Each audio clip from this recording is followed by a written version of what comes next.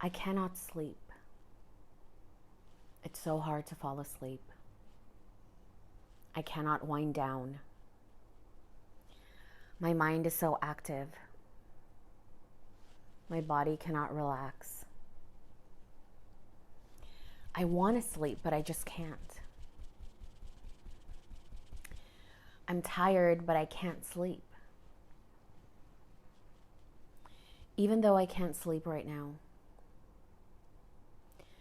I deeply and completely love, accept, and forgive myself. I'm choosing to relax my mind and my body.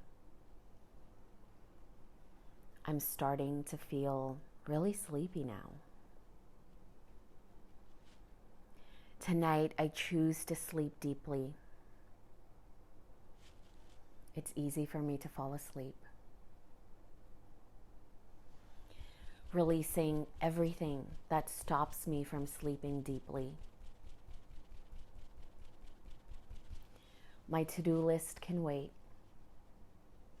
I'll get to that in the morning. Right now, I choose to get a good night's sleep. And it's so easy for me to fall asleep.